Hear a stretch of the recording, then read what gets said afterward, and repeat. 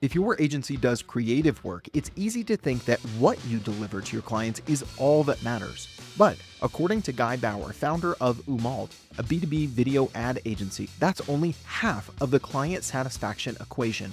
The other half is something that we neglect all the time. By the way, if Guy's name or Umault sounds somewhat familiar, it's probably because you've seen some of the work we've done together recently. Guy's agency, Umault, are our partners here at Teamwork.com that have helped us bring The Client to life. If you haven't seen our movie trailer, The Client, or the newly released Part 2, they're linked in the episode description for your viewing enjoyment. Or just go to teamwork.com/theclient if you haven't met this supervillain just yet. All right, back to today's conversation and what you'll learn from Guy about better client management. 1. The hidden reasons clients become unhappy even when you're delivering great work. 2. What the Domino's pizza tracker can actually teach us about managing client projects. And 3. The unconventional method Guy uses, including asynchronous video, to keep clients informed during ongoing projects. By the way, when I say asynchronous video, I'm just referring to when you use a tool like Loom or Snagit in Guy's case to record yourself and your screen to send a video message that someone else, like a client, can watch later. As we dive in today, listen to how Guy shares the experience that drove him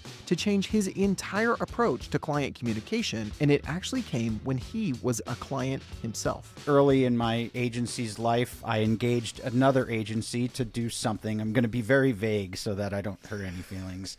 But I engaged another agency to do something. So I saw it from the client's point of view. I was their client. And what I noticed was this phenomenon of that the work, or let me back up, how they managed the project influenced my appreciation and what I thought of the work. And I, like, they would deliver something late, so then I would have a negative impression of the work. I found the two things like going like hand in hand. The experience I was having was influencing my feelings and my confidence in the creative, because, you know, as you know, creative is a totally subjective, it's art. And so when you don't have almost like a calibrated scale to judge art, which there is none, you use everything else to judge. And so I was using, like, they got my company name wrong in one of their decks. In another deck, they had a slide from a previous project that they forgot to review and take out. And all of these things just started making me lose confidence in the creative, because it felt like they were rushed, that I wasn't a priority. And the word I used there is I felt like, right? So, and that kind of gave me this whole theory that, think about 100-point scale, right? As creatives, we always think we're judged solely on the creative, that the only way to acquire 100 points is solely through the creative. And it actually, my experience made me have this theory that, oh, actually, it's 50 points creative, but then 50 points for process and the experience. And those two combined give you a combined score of 100. But you can't have great creative without great service, and vice versa. They go hand in hand, because your clients are human and they can't help but intertwine the two. Yeah, because judging creative, as you said, is already subjective. And not only that, but it doesn't happen in a vacuum, right? When am I seeing this? How am I seeing this? What device, what channel is it coming to me on? Is it on time? Does it feel rushed? What was the message that it, came with it? I've been on calls with designers where we were presenting podcast cover art, and the way that we asked then for feedback of, what do you think? Which is a really bad question to ask, as you well know, Guy. Even after having delivered it, all of these things are surrounding and influencing our thinking and our subjective feeling, as you put it, the way you felt about the creative. So going from there, that led you to start to think about this 100-point scale, where it's 50 points available to you to knock it out of the park on creative, and 50 points available to you to knock it out of the park on the delivery. What did you learn from that, and how has that then shaped the delivery of projects, of creative work to your clients, kind of in the years since? Sure. And I would say I could go on for 10 minutes about this, but the easiest way for me to shortcut that is to talk about the Domino's pizza tracker.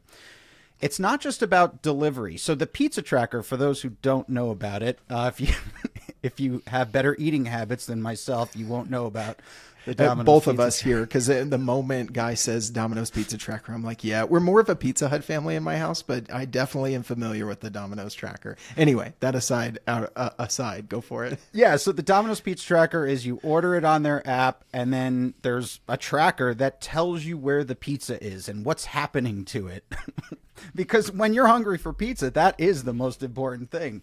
And it's separated into like prepping, then baking, then I forget the individual steps, but putting toppings on, quality check, and then delivery. And at any given point, you can log in and check the process. And that's what clients want. It's not necessarily about delivery. It's about, I need to have confidence that you are engaged in this and that you're taking this seriously. And even if the thing isn't coming for another 3 weeks, I want to know like where I am in the process. Like knowing a pizza is in the oven has no net effect on me other than to give me confidence that the pizza is coming. This sounds ridiculous. It's about pizza, but that's essentially it. Yeah, I heard, who knows if this was made up, but you know how sales trainers are. But when I was selling copiers and printers and in that world, the guy told the story about how that idea came to be. And the guy was like, you're not selling pizza. You're selling the experience and the time. I'm butchering it, but something like that. So yeah, I don't think it's like we can chuckle that we're talking about pizza, but like the point is actually really, I think, weighty when it comes to delivering client projects. So stepping from that, you've got this idea of the scale, and the Domino's tracker is a great analogy. How has that guided the way that now you approach client communications? I've gotten a chance to see it firsthand, the way that you use asynchronous video, the way that other things that we can talk tactically that I think other agencies can learn from. But how did that kind of shape now your tactical approach to client updates and communications with the Domino's pizza tracker in mind for all of us? Yeah, the easy way to do it is, what is the step we're currently in? What is the next step? And then what are the steps down the line? And what is that final delivery date? There's some delivery dates that clients really love. They love seeing first cuts, and they love knowing the final delivery date. But they also want to know like what's happening. I've also, I think another thing that took me a very long time to learn is the amount of information you need to give clients. You don't need to give an 1,000-word description of everything, because no one's going to read it. It's knowing the exact minimal effective dose of information that a client would actually care about. Like, clients don't care about, well, we had some delays because someone was sick, and no, they don't care. All you have to do is just say, hey, this thing is going to take 2 days longer. So that was another thing that I learned, is that it's okay to be late. It's okay to be late, as long as before you're late, just say you're going to be late. So many agencies. Now I'm saying, like, actually I could say this. All agencies that I've ever worked with externally are late, and then they don't say anything. It's almost like we turn into little children as agencies. Like, oh, I hope no one noticed. Just cross your fingers. I hope mom doesn't notice when she gets home. Right? And maybe sometimes most people don't notice, but there are clients that notice. And maybe the clients are trying to be cool and, be like a cool manager, right? They don't want to be like the client. Right. They don't want to be all clienty. But they are, even though they're not saying anything, they are going, oh, like, they totally abandoned me. And if that had been a thing where my boss really needed to see that, that would have screwed me. So it's real simple, is if you're going to be late, just 3 days before, whenever you know, just say you're going to be late and recalibrate the timeline. In fact, I think that's an opportunity to prove to the client how exacting you are. Like, hey, just so you know, in 3 days, we're going to be late.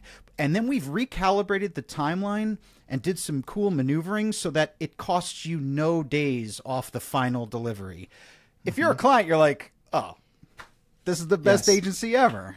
Yes. I'm so glad that you added that, because this is one microcosm of, just, again, they might not say anything, but going back to your point earlier, that this was late, even if they don't say anything, and even if they're honest in saying, oh, it didn't really bother me, it is impacting, one, those 50 points that you have on delivery. So you're already, even if it's just one, you're starting from a lower ceiling. And two, those things build up emotionally over time. And like you said, when we call those things out, let's take being late and just pull on this thread for a few more minutes. One, it gives you the opportunity to show that you have your stuff together. Like, you already know that you're going to be late 3 days in advance. Okay, that shows me that you are managing client projects well. You're thinking, not just reacting. You are proactive, right? And two, this is a great quote I heard from, I think it was John Deloney on YouTube. He's has done a lot of talks. I don't know exact role, like trauma counseling and stuff like that, but kind of psychological things. And he talks about conflict avoided is conflict magnified. Yeah. So avoiding that little conflict of not wanting to be like, Guy, we're going to be late, actually magnifies the conflict further down the line. So I think this communication around being late is one microcosm of the delivery impacting the client's perception on the actual work. Yeah, two thoughts. So one is, I know John Deloney and his boss Dave Ramsey always says to be clear is to be unclear is to be unkind. And the other thing is, there's a YouTube channel called Red Letter Media. They make all these crazy long Star Wars reviews, and but anyway, the main guy from Red Letter Media, when he describes parts in movies, he says, you didn't realize it, but your brain did. So even if me, the present prefrontal cortex client, didn't notice you were late, somewhere back there, my brain did notice. And it's adding to that feeling that's unquantifiable of, I just don't trust them. And this is my number one learning over 14 years, is creative is almost like a creative agency is like a confidence game. It's like, you cannot do great work without client confidence. Without the confidence, you cannot do great work. You will be relegated to boring, safe work because the clients will lose confidence in you. So any bit that I can build confidence and trust with a client, I'll take. It's free. It's so easy. You just have to have a schedule. Yeah. Yeah. And I can speak to that firsthand, because part of how you and I got to know each other, Guy, was your work in the team at Umault producing these two recent videos that we've done, two projects together with the client. If you haven't seen that, we'll link to it here on YouTube or in the episode description if you're just listening. But now there's a client part that's been out for a little bit. We'll link to that one as well if you want to see some of the great work that has come in this environment of delivering with confidence, but also delivering in a way that instills confidence in the client back to you as the agency. And part of that process in creating the client, and obviously we had enough confidence, and not only did we get tens of thousands of views on the video on LinkedIn, so we know that the content is great. It's now over 2.2 million views on YouTube at the time of this recording. That gives us confidence, but also the process in which you manage the creative. This sort of video requires a lot of back and forth, a lot of creative input, a lot of cooks in the kitchen, hands in the pot, that sort of thing. And I don't think, even if the end result was as good as the client and the follow-up, the sequel, or prequel, we should say. If you haven't checked them out, go check them out and you'll know what we're talking about. But I don't think that our experience as your client, Guy, would have been as good if it weren't for the delivery method. And so I'd love to kind of dive into some of the tactical things I've seen you do with asynchronous video, with minimal slide decks. We're working with teams that are in the US, but also in our headquarters in Ireland and across a lot of time zones. So what kind of going from theory to practicality, talk to us a little bit, or share with listeners what I've seen firsthand that kind of brings this to where the rubber meets the road. Sure. We used to do live meetings. The thing about live meetings is I found that they inevitably delay the timeline, and no one wants to take liability for the timeline delay, meaning we need to present this deck on February 4th. Well, clients can't get together till February 10th. Well, what do you do with those 6 days? Logic would say you just add them on to the delivery at the end, those 6 days, but the client doesn't want to take 6 days just because of they weren't able to get everyone in. So there's usually this thing of like, well, you still have to deliver, on the 10th or whatever. So Asynchronous came about just to solve that quite candidly. Is like, now you can watch on your own time, and we'll give you 48 hours to review, and we can keep our timeline. The other thing why I love Asynchronous, so if you don't know what Asynchronous is services like Loom. We use Snagit, a former client or current client, and just through doing my research with their platform, I discovered their product, and I mean, Snagit I'm just completely addicted to. So yeah, all of those services where you can send a video to someone and they can watch it, leave comments. Yep, stuff like and it that. might be a video of yourself and or your screen share, right? Especially if you're walking someone through creative or a deck. You can essentially like replicate what you're doing on Zoom, where most of our client meetings are happening right now, but you're just doing it, where you're not in the same place at the same time. And what I love about asynchronous video is you don't sacrifice the communication that you bring to the table as the creative or the agency owner, whoever it is, in delivering that. You can, communicate with all of the sorts of things with tone of voice and body language that you could if you were live with them, right? Bingo. I actually forgot about that point, but that's a great one, is that so many times, how many times have you presented to a client and they love it, your body language, you read the script, everything, but their boss wasn't on the call. So then they take the deck from you, and then they present it to their boss, and then it doesn't work because it's not it doesn't come with the same delivery, right? Correct. So that's one thing. And then another thing I love is that not everybody gives notes live. So a lot of times when you do a live call, there's always going to be kind of one alpha client who takes the lead, who, dominates the floor. Not everyone else is really good at giving feedback in the moment.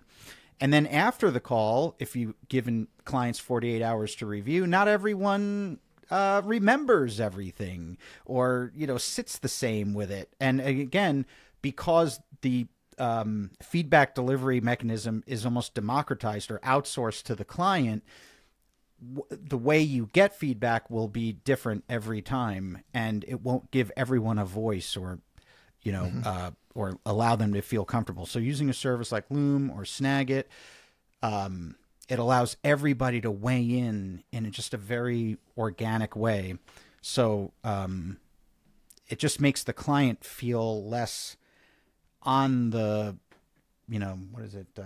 like on the spot, right? Yeah.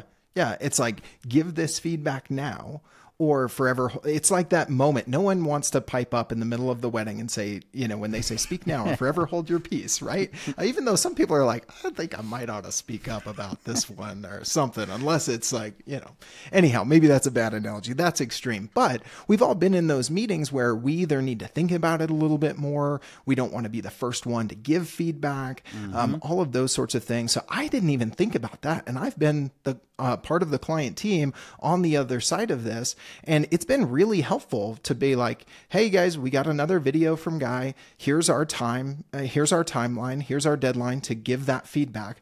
Do it when you want to. And one, I don't have to show up to a meeting, which I'm in Denver. A lot of our team is in Ireland. I don't have to show up at 7 a.m. because that's the only time we can make it work across multiple time zones on our marketing team. But I hadn't even thought about, kind of freeing up everybody to give feedback in a way that they're comfortable and in timing that actually works for them. What's so funny is the client, right? Like, we made the client, and the client's like this evil guy, right? They're actually not evil at all. What they are we are in Every day, Umault makes B2B video ads. I am surrounded by B2B video ads. That's all I think about. But my clients don't make B2B video ads every day. So how do they know what the right process and what the right steps and the right moves are and everything? It's as us as the agency to give clear communications of like, here's what to do, and don't overwhelm. Like, I want you to do this, and then this comes next.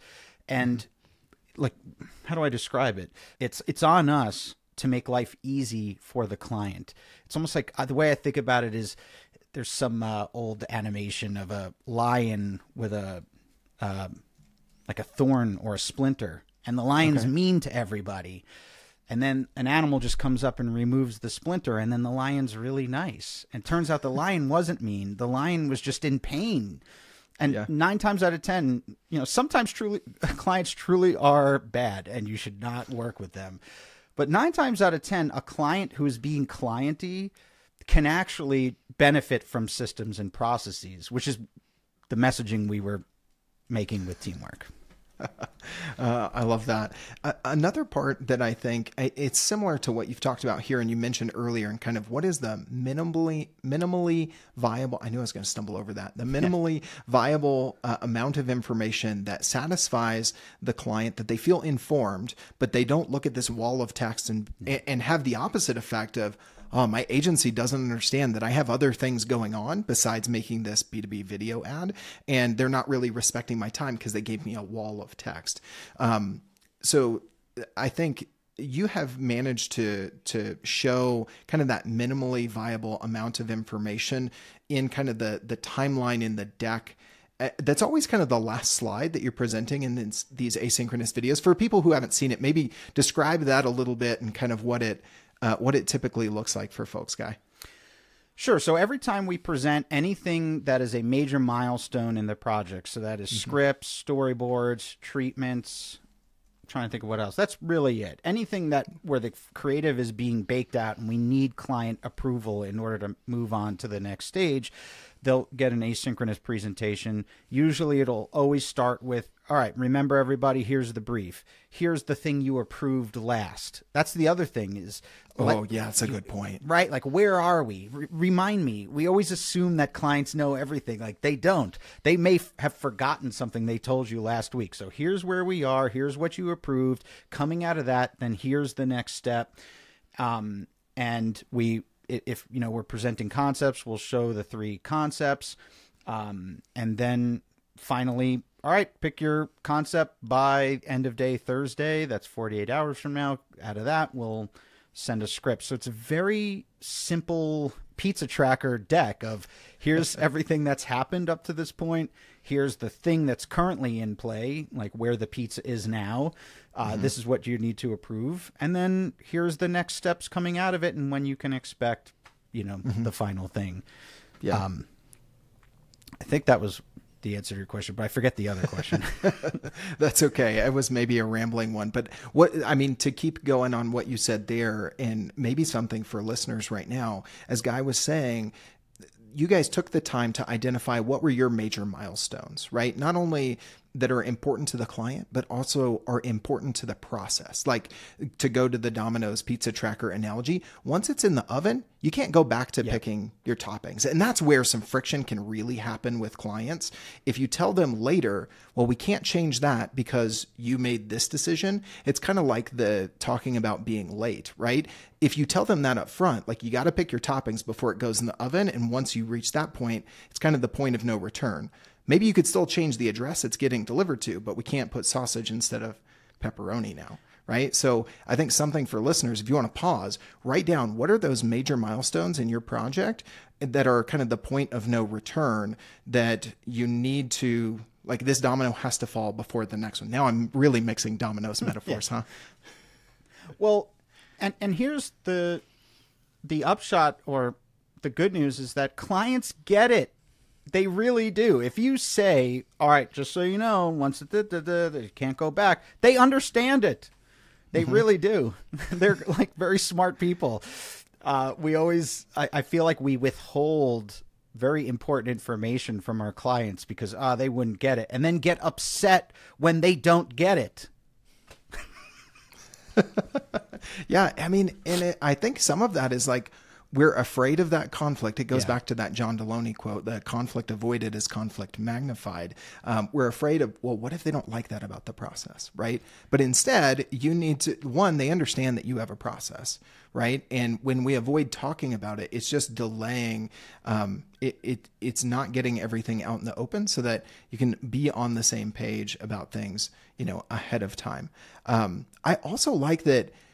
In what you just said there, Guy, kind of walking through the process, it's not just the major milestones and reminding them of the work that has already been done, which is a nice subliminal thing that kind of reinforces the work that goes in to it, not just the approvals, but also here's what you previously approved. One, because they've slept since then. And two, they may be kind of looking at it and not remembering what feedback they gave previously, right? And I think that's important to call out when you're getting feedback on creative, especially video, like you guys are doing. Yeah, their brain isn't noticing it, or they're not noticing it, but their brains are. And it's this subtle, just ever-present thing of, we are paying attention, we are engaged, we remember what you said.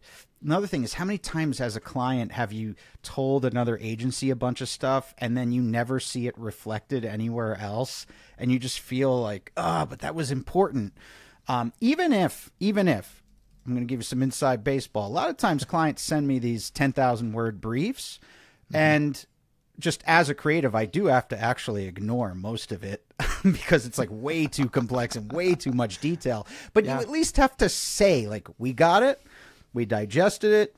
You don't have to drop it all together. Clients want to be heard, and when they don't feel like they're being heard, when they feel like you're forgetting stuff, or if you're being shady and shifting expectations on them, that's when the friction happens. And I forgot, one of your questions was the email format of the minimally effective dose of email. And I have to give credit where credit due is. I learned that from our former account director, Tori Merritt, and she gave this. She used to write these brilliant, amazing emails that I've totally stolen. But it's essentially... What are the key components for folks who are trying to visualize this? Yeah. Yeah, so it's... I think it's you open with a paragraph of, hey, I have that thing here for you, but before you read that thing, here's some notes. You note any caveats. And then afterwards, you put the link. So at least most clients do actually just scroll over the notes and just go for the thing. They don't read it, but at least you make it hard for them. They have to try to... It's like putting the pricing at that last page of the proposal, right? Yeah. So at least they have to they have to scroll past your words at least. Maybe a couple words will get in. They watch the thing, and then after your deliverable at whatever step you're in, you just put a timeline.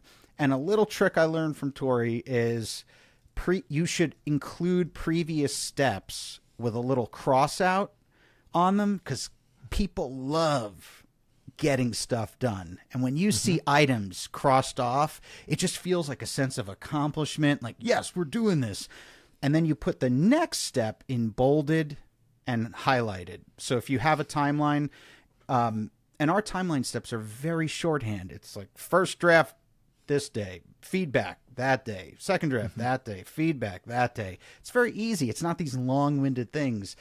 Yes. And you just highlight and bold the next step, and then have the other steps, fall into regular text behind it. That's something that I've even noticed as a client that you left both in the email and in the deck that you're showing in the final slide as you're presenting the asynchronous video, is that you're not just showing the next steps, you're showing the previous ones crossed out. And to me, I can say, like, whether it's totally conscious or somewhat subliminal, it seems to have this effect of, okay, work has been done. This feels good. Heck, so many of our customers are using teamwork.com for project management and crossing tasks off their to-do list. We know the power of, clicking that button or drawing a line through it with a pen. It gives us a sense of accomplishment. And it's kind of, I think I mentioned this on a previous episode, people have been talking about the IKEA effect.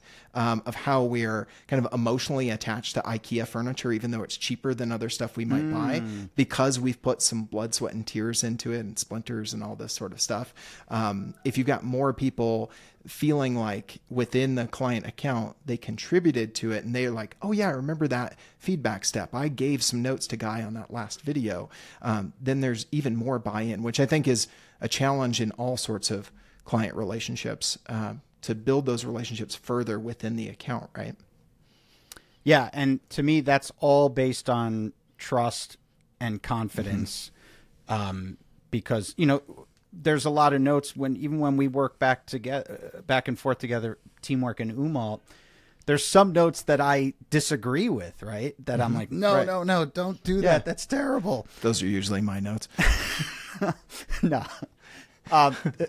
Actually, there's no like names associated to any of these notes, but But the coolest thing about that is because of the trust that we have built up with teamwork, I can get on a call or write a pushback. If it truly is something that I don't like, right? Like you only have a few of these cards every project, right? Yes. But selectively, I can say, I wouldn't recommend doing this, and I'm heard. Why? Because what indicators have I given that I don't care, that I'm not engaged, or that I'm just doing this just to be mean or something? And there's no indicators, because everything up to that point has been building this confidence and trust, and that's where we cash it in, actually, in a few key spots. We want to cash in that confidence and trust. Tell me, Guy, I imagine in this process of moving to asynchronous video, which, you know, you talked about, it avoids the delays of meetings that push back timelines. Doing video allows you to still get the value of being in person. I imagine there are some things that maybe you found didn't quite work, or maybe ways that this process has changed or evolved. What are maybe some of the pitfalls to look out for, or things that you've learned in now delivering your client communication in this methodology we've been talking about today? Sure. So early on when we were doing asynchronous, everything went asynchronous.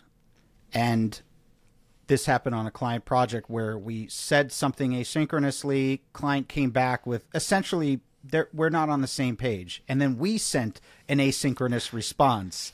And then they were like, no, we're still not on the right page. And it wasted a lot of time and energy just not getting on a live call. So I think what it is... And maybe eroding a little bit of trust because you're using that card too early, maybe, right? Completely.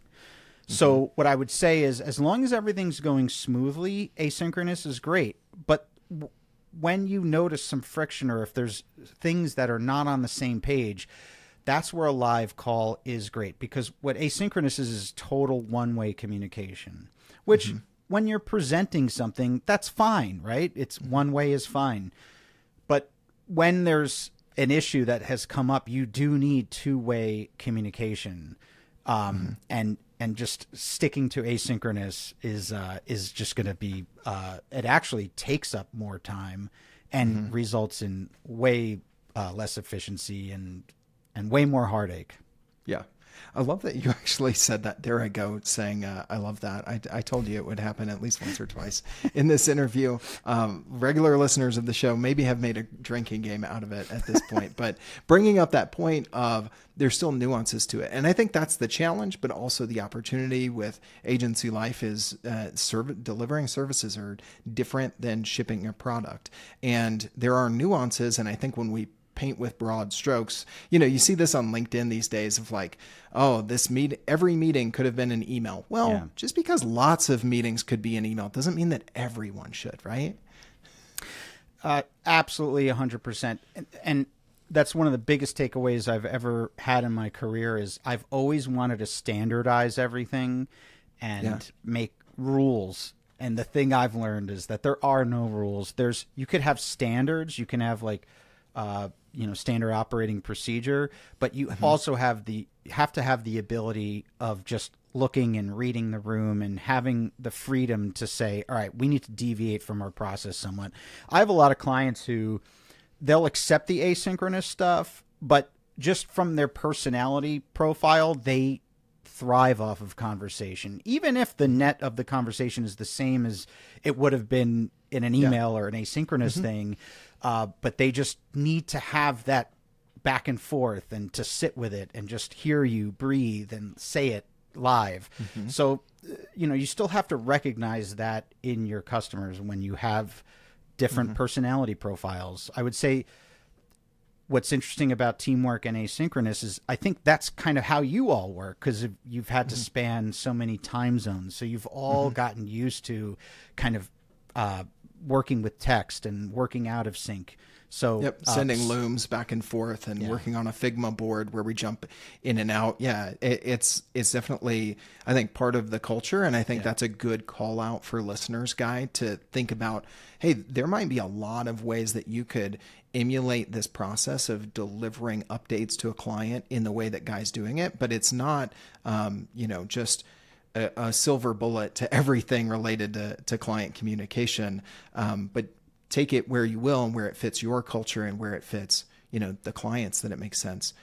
Something we kind of flew by earlier, I maybe wanted to circle back to, Guy, kind of drilling into the way that you ask for feedback, especially on highly creative deliverables. I mentioned being on calls with designers that would ask, well, what do you think? Because they hadn't really been trained at all in the delivery, only the creative. So they were 50 out of 50 to go back to your scale, but kind of 2 out of 50 over here through no fault of their own. It just wasn't experience. But what are maybe some of the do this, don't that, do's and don'ts, right, of asking for feedback, especially on highly creative, subjective products like you guys do with video? Yeah, and I don't always do this perfectly. I must admit, sometimes, even to this day, I do go, what do you think? Which is awful. And every time I don't mean to key in on that so much, but more the point of like you said, letting them know this is what I need from you by when, and those sorts of things, right? Yeah, so going with, the Dave Ramsey, to be unclear is to be unkind. A lot of times we as creatives, we think, well, obviously the client will know what to say, right? That the colors, this and this balance. But a lot of clients, I remember actually a few years ago, a client, and this is kind of how I came up with this system. A client said, here's the video. What do you think? And he wrote back, what am I looking for? Like, he didn't even know what to note. Can I change the character that's in this? Like, no, we casted that character's shot. So, and I know that seems like, well, wouldn't that be obvious? But to clients, not everything is so obvious. And again, it's not because they're not smart or anything. It's just they don't do this every day, and they don't know what technology can and cannot do. So when you ask clients for feedback, it's important to say what you're looking for. I'm looking for anything that feels rushed or too slow or this or that. Don't worry about giving notes on the color or sound. That's going to come later down the line.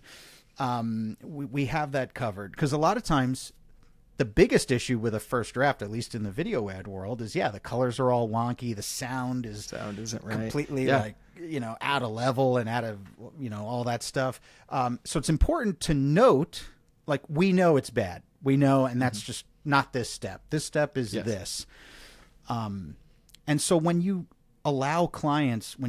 give clients a task, and a clear task, and a date that task needs to be done by, guess what? They actually do it. It's crazy. They don't turn into these, maniacal supervillain, that demands good, fast, and cheap, right? Followed by an evil cackle. I love that. When you give them a clear task, because I've seen that, firsthand, where people don't know what they're looking for. It's like the example of the podcast cover art again. We're asking them for kind of, do you like this direction or this or that? And they're like, well, what if we change the name of the show? Yeah. Hold on. That's a different step. And I'm also glad that you called out the color grading and the sound leveling and that sort of stuff, because that's something I've got enough video knowledge to be dangerous. And I know to look for when I'm reviewing a rough draft of video, but I'm like, oh, I'm glad Guy called that out, because I'm sure that eliminated half the comments that would come back from the team that are going to add to those negative emotional Yep. feelings, right? Even if it's something that like, you know what the heck you're doing, but because you didn't call it out, it actually is points against you instead of points for you. So these little tweaks make a big difference in the relationship with the client. So I'm glad you called that one out. Awesome. Well, before we get into our final two segments, Guy, I just wanted to see if there was anything that we didn't touch on kind of this methodology and what other agencies can take from this, or really anybody else, delivering client projects and needing to communicate along the way, keep clients feeling that confidence in them.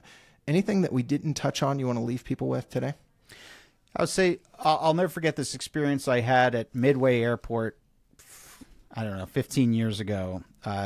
They had a Potbelly's there. It's since been removed. But at Potbelly's, if you've never been to one, it's a sandwich shop, and you step up to a spot and you place your order, and there's like a little monitor so that they can like write your order or whatever it is. Like they have a monitor with orders, and then your sandwich gets made and put down the line. So I stepped up to the order station, and they had a computer arm, and there was an inch of dust built up on the computer arm, and that computer arm extended over where they put the meats and cheeses. Oh. And this is where you have to think in terms of relativity to things. Relative to the sandwich maker could not see the layer of dust because the monitor blocked their view of the dust. So relative to them, they are like, yeah, I'm making a great sandwich. It's got meat, I'm cheese. putting it into the system on the monitor. Yes, bingo. It matches. Yeah. It's exactly what this guy ordered. Relative to me, I can't see that they're making the sandwich or anything, and nor do I care. It's moot at this point because there's an inch layer of dust hovering right over where all that stuff is, and I'm just grossed out, and the last thing I'm thinking of is the sandwich.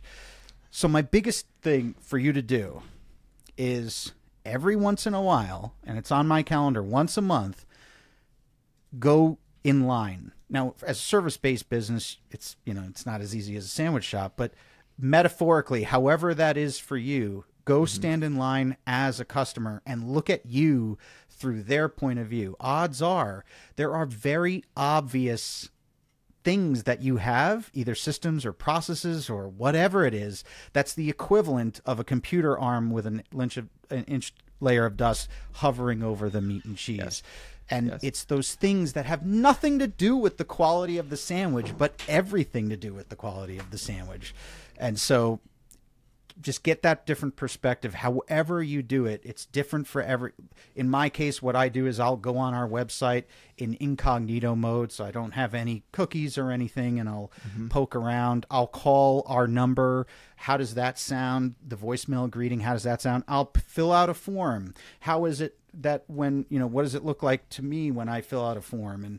And all that stuff, I try to see it from the other person's point of view, and you can unlock a ton of great insights. Start looking for the inch of dust on the monitor arm. That go. is the takeaway from this episode, because I'm just picturing it. Now I can't even get it out of my mind of that sandwich just sliding, 12 inches below that inch of dust. And that's all you can think about. I don't blame you for that. Right. And we can't blame our clients when we give them that experience, and it's up to us to step into their shoes. If you're doing retail, you can secret shopper your own establishment, those sorts of things. But in a service-based business, it's a little bit tougher. One thing we did when I was part of the podcast agency is we had our COO go through our launch process of naming the podcast, going through the strategy calls and those sorts of things. And I can tell you, there was some feedback he gave that was pretty critical, and it was like, but also a very easy fix that we didn't realize was impacting the client experience. So that is definitely, a good thing, a good habit to start if you're listening to this and you've never done anything like that. All right. With that, we're going to dive into our final two segments as we always do, Guy. We're going to hit you with our Fast Five. You ready for me? I'm ready. All right, let's do it, man. Number one, if someone gave you an extra $10K a month, you just got some extra budget, no strings attached, what would be your top priority to use some of those extra funds in the agency right now? Easy. I would put it, and I know this is like whatever, self-serving, but I would make video ads. As Umault, we have a pretty big budget every year to make our own stuff.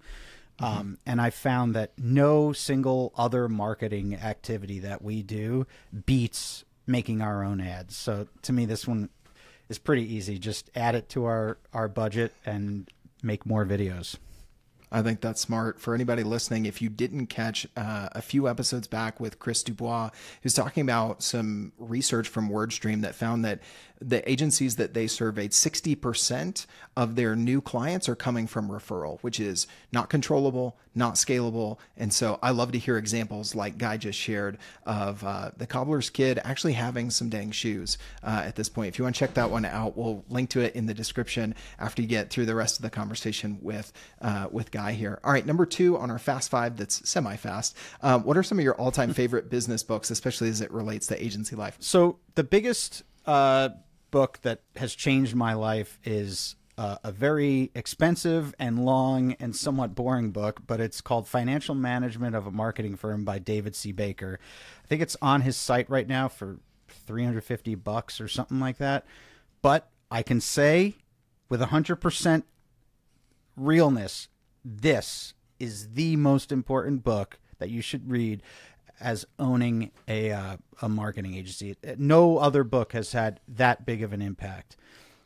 My honorable mentions would be Profit First by Mike Michalowicz, and then Win Without Pitching Manifesto by Blair Enns. Oh, those two are definitely good. And we've had a number of David C. Baker books recommended. I've got 1 or 2 on the shelf behind me. Sorry, I'm pointing for those of you who aren't watching on YouTube. But that is a heck of an endorsement, man. And I think it echoes something I've heard on this show that actually answers the next question. Many agency founders especially have said, I did not invest in my own financial literacy early enough. And that really kind of cut me off at the knees, cut my agency off at the knees, really early. And I wanted to avoid that. So check that book out. What'd you say? $350? Seriously? I'm pretty sure. We're going to... Yeah, I think I could look it up real quick, but yeah, it's something crazy like that. But it's worth it. It's worth it, honestly. Yeah. What's $350 in the amount of profit you're actually going to generate for the business in the next 5, 10, 20 years, Bingo. Right? I love it. All right. Number 3, I already alluded to it. What's one mistake, Guy, you've made in running your agency that you're never going to forget? This should be its own podcast, but I would say the biggest mistake I've ever made was confusing knowing creative for knowing the business or the management of creative. So my biggest issue is that I'm an awful manager of people. And I guess, the big mistake I'll never make again is thinking I can manage people. I know creative. I know how to manage clients. I know how to manage a set and all that stuff. And I just do not know how to manage people. So I've given up on it. Hey, the self-awareness, I think, is half the battle, maybe more than half the battle. All right. Number 4, what do you think is the hardest part about agency life, Guy? The hardest part about agency life is the fact that it doesn't end. There's no wrap party. In an agency, projects are always in the air and always in different levels of completeness. There is no, you beat it here, there's no, I used to work in TV. We would have a wrap party. We'd make X amount of episodes and have a wrap party and all right, everyone, enjoy your summer. In agency life, that just never happens. It's never ending. It's infinite. The only thing that stops it is death. That is the quote of the show about 50 episodes in, my man. But you have to be okay with that. This is about the climb. It's not about the destination. Running an agency is about the climb. And I know that when it all does end, it's going to be a sad day because this is a journey. And so to appreciate that, but also running your agency in a sustainable manner that allows you to have this perpetual cycle of, projects. to keep enjoying the climb without Correct. the burnout, right? Yeah. Awesome. Well, the flip side of that, maybe you already alluded to your answer here. What do you think is the best part about agency life? Best part about agency life is if you go back to teamwork, I mean, there's no better feeling of the day it launches and clients sending you screenshots of what people said and just the excitement that, whoa, this actually worked. Because a lot of marketing doesn't work, you know, like a lot of it really doesn't work. So when it works and clients are happy and you know, there's just like, whoa, it just feels so good. And so that would be my favorite part. Yeah, I totally agree. If you have not enjoyed and partaken in the comments section on the client and the client part, definitely check those out. We'll link to them again down in the description so that you can see what the heck we're talking about and the fun that we've been having between Umault and teamwork.com with these campaigns recently. All right. One of my final questions, as always, Guy, for you is, who do you want to give a shout out to? Who has impacted your agency life in a positive way that you want to give some kudos to as we wrap? I guess I have to say David C. Baker. I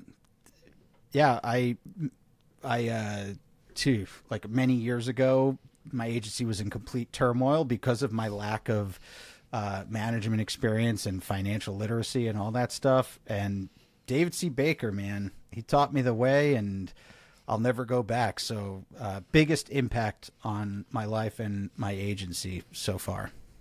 Wow. Again, strong endorsement, man. And I couldn't agree with you more. Get all of his books, follow his stuff, subscribe to his podcast. They're still going with Two Bob's podcast, right? Is that on your listening rotation? Yeah, I figured so.